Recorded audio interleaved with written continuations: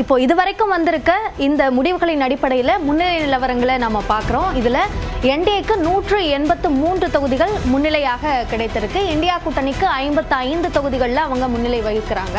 இப்போ இந்தியா கூட்டணி இழந்த அந்த 59 தொகுதிகள் அது என்டிஏவுக்கு போயிருக்கு அப்படின்றத பார்க்க முடியுது. அது மட்டும் இல்லாமல் பிற கட்சிகள், அதாவது ஏஎம்ஐஎம் உள்ளிட்ட அந்த கட்சிகள் பெற்ற அந்த 5 தொகுதிகளில் இப்போ அவங்க முன்னிலை வகித்தாலும் அவர்களுடைய 3 தொகுதிகளும் என்டிஏவுக்கு போயிருக்கு அப்படின்றத பார்க்க முடியுது.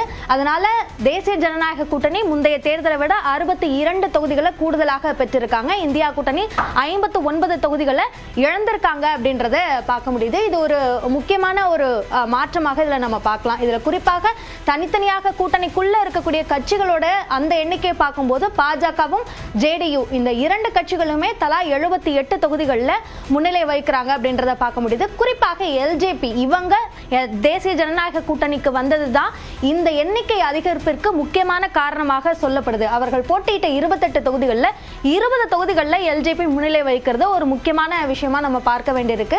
இந்துஸ்தான் ஆவாம் மோர்ச்சா 4 தொகுதிகளிலையும் RL 3 தொகுதிகளிலையும் முன்னிலை வைக்கிறாங்க. இப்போ இந்த 2 கட்சிகளும் சரிசமமாக இருக்கு அப்படின்றதும் முதலமைச்சர் வேட்பாளர் என்ற அந்த விஷயத்தை ஒரு கேள்விக்குள்ளாக்குமா என்ற ஒரு கேள்வியும் இருக்கு. நிதிஷ்குமாருக்கு தான் அதிகமான வாய்ப்புகள் இருக்கு அப்படின்னு சொல்லப்பட்டாலும் இந்த சமநிலையில இந்த தொகுதிகள் இருப்பது என்பது ஒரு முக்கியமான ஒரு பாயிண்டா நம்ம பார்க்க வேண்டி இருக்கு. அதே மாதிரி இந்தியா கூட்டணியுடைய அந்த எண்ணிக்கை நம்ம பார்த்தோம் அப்படின்னா இதுவரைக்கும் அவங்க முன்னிலை பெற்றிருக்கக்கூடிய அந்த தொகுதிகள் 55 என்ற அந்த எண்ணிக்கையில ஒவ்வொரு கட்சிகள் பெற்றிருக்கக்கூடிய அந்த முன்னிலை நிலவரம் சார்ந்த விவரங்களையும் நம்ம பார்க்கிறோம். 55ல அவங்க 59 தொகுதிகளை இழந்திருக்காங்க. அதுல ஆர்ஜேடி 37 தொகுதிகள். கடந்த தேர்தலில் சிங்கிள் லார்ஜஸ்ட் பார்ட்டியா இருந்தது ஆர்ஜேடி. ஆனா அவங்க 38 தொகுதிகளை இழந்திருக்காங்க. 37 தொகுதிகளில் அவங்களோட தற்போதைய முன்னிலை நிலவரம் இருக்கு. காங்கிரஸ் கடந்த முறை 19 தொகுதிகளில் வெற்றி பெற்றிருந்தாங்க. இப்போ 10 தொகுதிகளில் அவர்களுடைய முன்னிலையாக இருக்கு. ஸோ 9 தொகுதிகளில் அவங்க இழக்கிறாங்க.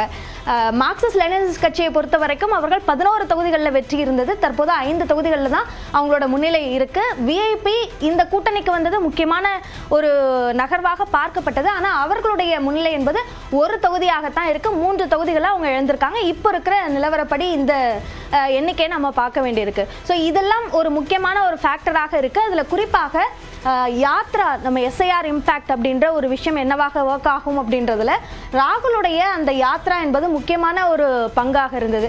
அவர் யாத்ரா சென்ற அந்த தொகுதிகள் 183 தொகுதிகள். அதுல என்டிஏ தான் அதிகமான இடங்கள்ல முன்னிலை வைக்கக்கூடிய சூழல் பார்க்க முடியுது.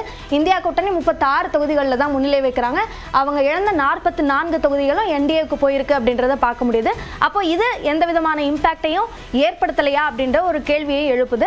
ஸோ SIR இம்பாக்ட் என்ற அந்த அடிப்படையிலும் சரி, மைக்ரண்ட் ஃபேக்டர் அப்படின்ற அந்த அடிப்படையிலையும் சரி, இத தாக்கம் என்பது எந்த விதத்திலையும் என்டிஏ கூட்டணிக்கு இல்லாமல் போயிருக்கு அப்படின்றத ஒரு முக்கியமான ஃபேக்டரா இதுல பார்க்க வேண்டியிருக்கு. நிறைய விரிவான இன்சைட்ஸை கொடுத்தீங்க அபிநயா. இப்போ வாக்கு சதவீதம் அப்படின்ற விவரத்தை பார்க்கலாம். அதுக்கு முன்னதாக தேர்தல் முடிவில் என்ன இப்போது இருக்கக்கூடிய ஸ்டேட்டஸ் அப்படின்றத பார்க்கலாம். பாஜகவை பொறுத்த வரைக்கும் தேசிய ஜனநாயக கூட்டணியில் பாஜக 77 தொகுதிகளில் முன்னிலை பெற்றிருக்கு. ஜேடியு 78 தொகுதிகள், லோக் ஜனசக்தி பார்ட்டி ராம்விலாஸ் பாஸ்வான் 18 தொகுதிகளில் முன்னிலை பெற்றிருக்கு. இதில் இப்போ இன்ட்ரெஸ்டிங்கான ஃபேக்டர் என்ன அப்படின்னா ராம்விலாஸ் பாஸ்வான், சிராக் பாஸ்வானுடைய இந்த கட்சி 28 தொகுதிகளில் போட்டியிட்டது.